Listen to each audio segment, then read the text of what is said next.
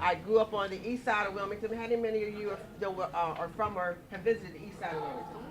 Yeah, I went to Stubbs School. I went to Bancroft Junior High. And I went to Wilmington High for high school. I now live in Southbridge, my neighbor right there. I live in Southbridge, proudly in Southbridge. Been there for almost 40 years. Oh, been there for almost 40 years. So my beginnings, very similar to many of your beginnings. Living to the east side, going to public schools. But I always had aspirations. I think if I was in school today, they probably would have me in special ed because I was one of those kind of children that was very, very busy. I was inquisitive. I wanted to know why. You couldn't just tell me that 1 and 1 is 2. I needed to know why it was 2 and why did it equal 2. I caught on really quickly. And so sometimes if I got bored in my classroom, instead of me getting punished and I did that a lot of times because I was very antsy, because I was curious, I needed to be fed more information, more knowledge. They sent me down to the music room or to the library or to the art room.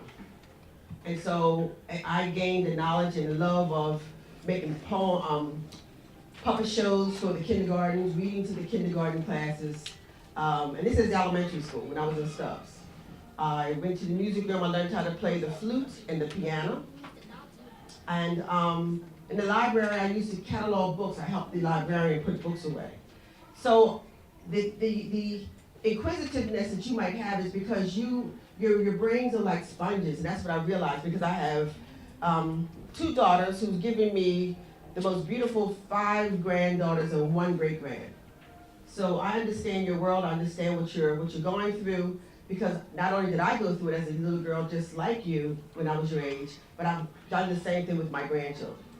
And as long as you're being fed, and so if you're not being fed information, you want to know. How many of you just in your classrooms and you just want to know more, and other than just trying to remember, know the number, know the information because they said? Any of you had that kind of curiosity? Are you doing anything to try to feed it? Well, that was what happened with me when I was in school. And we had, at that time, the teachers in the community schools able us to have those extra outlets so that we could go to the library. And I encourage you to take advantage of going to the libraries every time you can. Go to the art room and see what kind of creative expression you can share. Go to the music room and explore, what the instruments do. But after I left elementary school, I went on to Bancroft Junior High School. I was a cheerleader. Yay. I was a cheerleader, which means I got to go to all the basketball games and had those kind of funs. But and because I went to the Warner Street Y with Miss Barbara Washam, she taught us gymnastics. So I got a chance to be not only just a junior cheerleader, but a senior cheerleader because I could do cartwheels and flips. So I got a chance to then I'll be a little bit ahead of everybody else because I demonstrated what my capabilities are. Sometimes y'all, I notice even my grandchildren, they're a little shy about what kind of skills that you have. But don't be shy. What's the song, Living Your Best Life? Yeah, live your best life while you're young, because then when you get to be my age, and I'm not going to tell y'all how old I am, but you get a chance to just explore. And life is full of all the opportunities that you go after. And I went after every opportunity that I could. I like I said, I was a cheerleader, and because I learned how to play the flute in elementary school, I played the flute, and I really enjoyed the music. I really enjoyed producing the music. The fact that I could make that sound come out of that instrument was just intriguing to me. And because I practiced and played it so much, because I loved it, as a junior high school student, I marched in Howard's, which was a high school, marching band. It was only 3 or 4 of us who could play our instruments so well that I had the opportunity as a junior high school student to march down the street with Howard, proud as I could be, playing that instrument. I'm just junior high, but I'm hanging with the high school people. But that's because I saw an interest in something, I took an interest in it, and I made the extra effort. And that's what I want you to get out of what I'm sharing with you today. That don't let somebody stop you from exploring or being the best you can be in whatever it might be. They might not be interested in it. My friends weren't interested in making puppets for the kindergartens. They weren't interested in playing the flute. they weren't interested in cheerleading and gymnastics, but I was. And from that, it helped to make me be who I am today. So then I go into high school, and you know, my father owned businesses in the community.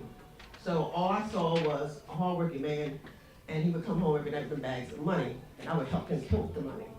And I'm like, well, let me see if I go to business, but out of high school, then I can make myself some money, or I can go on to college. Fast like I am, I decided to take the business route and go after the business and make the money. Big mistake as I got older. I should have went on to school so that I could learn more, I could make even more money. Okay, fast money is not always good money. I learned that by not going right from high school into college. So as I continue on in my adult life, I had my beautiful children. I worked in corporate America, AstraZeneca, at that time was ICI America. And because I didn't have that degree, I could only go in at an entry-level job. But if I had that degree, I could have got a higher paid job. But I worked my way through it. I got into international trade. ICI is a company that has products over in England, and they bring their products into the United States. And I became their licensed custom house broker. I was the second licensed custom house broker in the state of Delaware. Still don't have a degree, but because I'm a go-getter, I knew that I needed to get something under my belt so I can get a bigger paycheck. And that's why it's important for you to make sure that you complete all of your schooling, because people pay you for your knowledge and your capabilities, not because you're beautiful children or a beautiful face, but because of your capabilities and knowledge. And the more you can do, and the better you can do it, the more money you can make. So that's why school is so important to you. So, as I finished coming out while I continued my career at the corporation, I got married. And there's something called a glass ceiling, and you'll learn more about that as you get a little older. But you get to the point where you can only go but so far with the credentials that you have. I didn't have a degree. Okay, I couldn't go. I went as far as I could go with those credentials. So I was at a standstill in my life. So I decided to do what?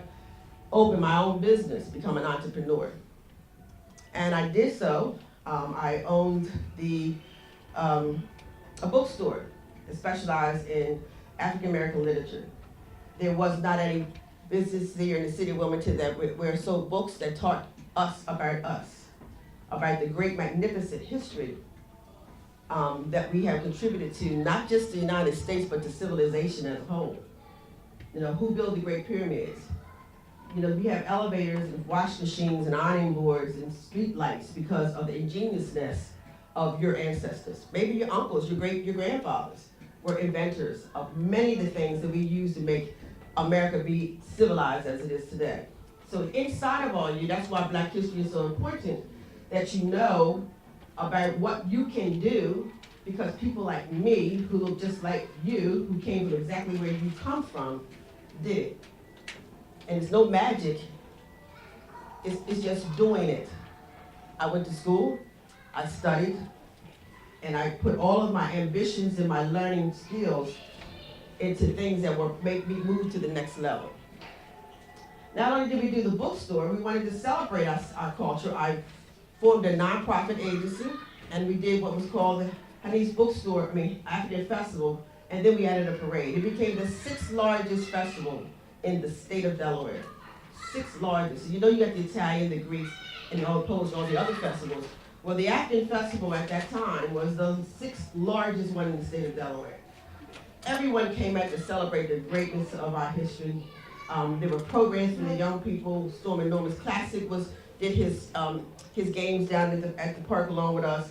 And then we added a parade because we knew that there were other marching groups and another way to engage our young people. So how could we get our young people engaged? So what we did was we had a parade the first time. We brought Chester and they're marching the troops to Wilmington and being our parade. And they come down the street all proud, walking down the street. So Wilmington said, wait a minute now, Chester can't come up here and do all that. We got to do it too. So we had drill teams popped up all over the city. By the time we finished with all our parade had 52 marching groups in it, made up of individuals looking just like y'all. you girls stepping, you brothers drumming, walking strong and proud to be the young African Americans that you are today. And I know we can do that again. I know that's inside of you. I see it in every last one of you. So after we did the parade, we got the bookstore, we got the parade. Well, you know, we like to eat. How many of y'all like to eat? How many of y'all like a good fish sandwich? Y'all like fried fish? How about fries? You like fries? Okay. Well, as I said, I do things a little differently. I didn't just do, oh, we got more people coming in? Come on in and join us.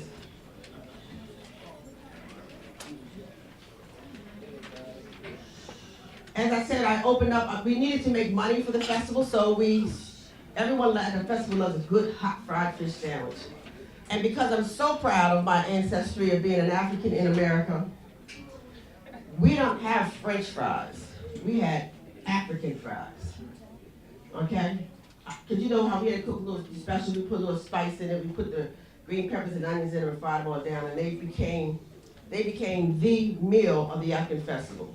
They fried fish and African fries. And so I got such a great response. Even when we had the jazz festivals and other festivals, so we put the Hanifa's, I call it Hanifa's Kitchen, I named it after myself, a little fake there, but Hanifa's Kitchen, that became so popular that we said, if you got a good product, then let's put it into a building. So I opened up a restaurant. So now I have a bookstore, I have an art gallery, I have an African festival, I have a restaurant. But I'm not finished, because you know, I said from the very beginning, since I was little, I'm very, very busy. I'm very, very busy. I'm thinking I can do anything. Because at 5 years old, I didn't say this part, at 5 years old, my daddy told me I could do anything I wanted to do. And I believe that, because when my daddy said I could do it. And I'm telling you, I'm not your daddy, I'm not your mommy, but I am your auntie, I'm your sister, I'm your great aunt, I'm your grandmother, I'm all of those people all in one, because we all are one big family. I'm telling each and every one of you, and I'm looking you in your face, and those looking back at me, you can do anything you put your mind to. The formula of success belongs to no one. It belongs to the person who applies the formula to success. So I will continue. So now we have, how do I communicate all the great things that's happening in our community? Because the press doesn't always paint us a pretty picture of how and who and all the great things we do. How many times have you done successful in a spelling bee or a grade or accomplishment in school and you've been able to see it in the newspaper or in the press? Not very often, right? So I said, well, we need to communicate the greatness of our community and what our services and organizations are, so I started a newspaper as well. It was called The Drumbeat. So now you see how busy I am. I got a bookstore, I got an art gallery, I got a kitchen, I got a restaurant, and I have an African festival. Busy I am. But it was all for making sure that there was access to resources for each one of you. Being an example to show you what you can do. You might not do all those things, but you can do whatever you put your mind to. And understand, I didn't say remember I didn't go to college, but I read a lot. And anything you want to know, you can read in a book. Anything you want to know, you can read in a book, or you can go on your phone or the internet and you can Google it. But reading is essential to accomplish whatever it is that you want to accomplish. But I still had this thing in me that was not fulfilled because I didn't go off to college. So with all of that, I decided to go back to school and work on my degree. But because of the other things that I have done, I got recognized for those community accomplishments, and I was given an honorary doctorate degree. So my doctor is an honorary doctorate degree where the University of Lynchburg, Virginia, because of the work I've done with them locally and nationally, recognized the things I've done, and they awarded me with a doctorate degree in humane letters. But I'm not finished. I'm not finished. I'm not going to tell you how old I am. I've done all those kind of things, but evidently, to the age I could have done these things. So the position of city council was open, and a dear, dear friend of mine on Southbridge said, "Honey, why don't you go for that position?" And the reason that he said is because there was some children walking down the street, and there were two Caucasian 14, 16-year-old young men walking down the street by 8 or 9 black children. And this is in Southbridge, because I'm right there gardening. And it's in Southbridge, and they're walking down the street, it's a Sunday. said, well, what's going on? This looked kind of different. So I'm thinking, well, what's going on and where these kids gather these children? They said, come on, go with me, come go with me. I'm like, who are these people walking in our neighborhood, gathering my children, walking, taking somewhere? So I went over and asked them, I said, excuse me. First of all, I asked the children, are y'all okay? Yeah, we're fine. We're going to get some free food and hot dogs. Okay, I said, well, excuse me, well, who are y'all? Who are the young men? He asked me who I was. I said, the mother of every last one of the babies right there. And where are you taking my children? He said, these are your children? I said, yes, where are you taking my children? Well, there was a church from up in Pennsylvania, was around at the park, Albert Park, and they were giving away free food and free hot dogs. But the fact that strangers could come into my neighborhood and gather my children up so easily because somebody's giving free food and hot dogs put me in an outrage. Because first I started to not say anything, but I said, just think if I did not say anything, and the next thing you know, they told me something happened to those babies, and I didn't say nothing. You know, so I could not have that on my conscience, and like I said, if it was for someone saw my children, I would want them to say something. So I stepped in, and there was something going on at the park, and they were giving away free clothes and hot dogs. But I thought about, wow, so easy they can come and just gather my children up, trying to give something free. I got to do something about that. So what I did is I said, let me step into this race. Let me be the voice for the community, for the babies, to make sure that our babies are safe. So I ran for office for the 4th District of City Council. This is in 2004. Now understand, there were 2 other men in the race, and I was the only female. And then these positions have been held by men historically. But I was determined that I was going to be the voice for the voiceless. I was going to speak on behalf of my children and be the mother of all the children in my district and also for the city of Wilmington. I was successful. Ladies, young ladies, I beat 2 guys in the election with 56% of the vote. Y'all can applaud. That's a feat. That's a big feat, you know. And I have been this 4th district council member for the past. I did it for 3 terms for 12 years. The first woman city council representative for the 4th district. But again, you know, as you hear my history, I'm ambitious. The sky's the limit. You know, I can understand about a female president, and I said, well, I'm not going for the U.S. president, but I can go for the president of city council. So I stepped up again. Because I saw, as I'm being under 3 other presidents, what I felt I had something to contribute to the legislative branch of government. And just to let you know a little bit about city council so you can understand the impact and the role and responsibility that we as council members have. The legislative branch writes the laws that govern what goes on in our city. And the mayor and the administrative side administers those laws. So we work simultaneously, and it creates a balance. The mayor can't write his own rules and regulations, nor does he approve his own budget. That's the responsibility of our council members. So I ran for council president. I had 1 opponent, and again, I was successful in being the first, and not just black woman, I'm the first woman ever in the history of Wilmington City Council. So I have opened it up for all you young ladies, and you guys, I'm urging you also to step up to the plate. Because it does take a team effort, that's why God made man and woman, to work collectively as a team, so that we can address the issues and make sure there's a safe environment for you to grow and thrive. So I'm telling you this because I want you to know that I was a young teenager just like you, from the east side of Wilmington.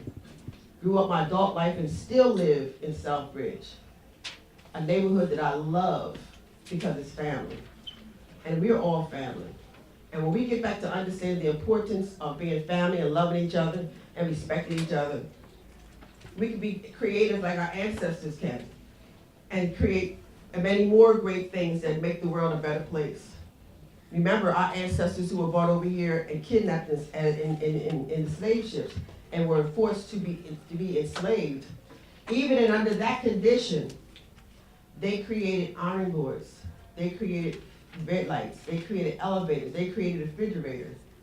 You know, they created the fan, they created a camera. I mean, the things in the artistry that you see in some of the buildings, the wrought iron, the beautiful architecture. Individuals who had less opportunity, less resources, less education than you created those things. So I challenge each one of you, with the resources and opportunities you have, like the William Hicks Anderson Center, to come in here and learn more about yourself and learn different skills and learn about things. To see that there are people that look like you have made these accomplishments.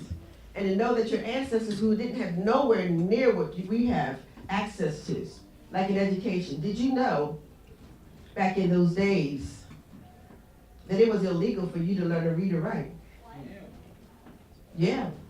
And if you were found that you could read or write, you were imprisoned. And now you have education free. Did you hear that word, free? Because our ancestors before you, like myself and others, fought to make sure that you had the freedoms that you have today.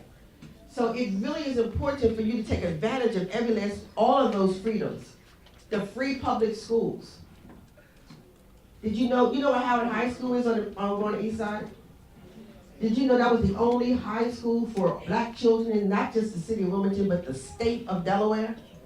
So if you lived down in Dover, Kent, and Sussex, and you wanted to go to high school, you had to find a way to get from there and stay up here with somebody. But because we family took other kids that they didn't know who they were in so they could get an education. So I'm challenging every last one of you who your ancestries and have fought for to you to have the rights. And we're still fighting for it. We're still fighting for equitable schools for you. I challenge you all to take advantage of it. That one day you might invent, a major invention that is essential to the existence of our society. I can go on and I don't want to browbeat you back to history, but I have to tell you just how important it is for you to take advantage of your education. Because one thing that they will do, one thing that is never taken away from you is knowledge. Once you know something, you know it. And if you know it, you can always do something to be able to take care of yourself. My history is my history. I'm telling you how I walked through the trials and tribulations of being a black young lady here in Wilmington, Delaware, and still was able to conquer what I've been able to conquer with the minimal education that I didn't take advantage of. I have gone back now to get my degree and to accompany my honorary doctorate degree. And I received that based on the accomplishments I did without a degree. Just think what you could do with education and with a degree. So that's my story, boys and girls. That's my story.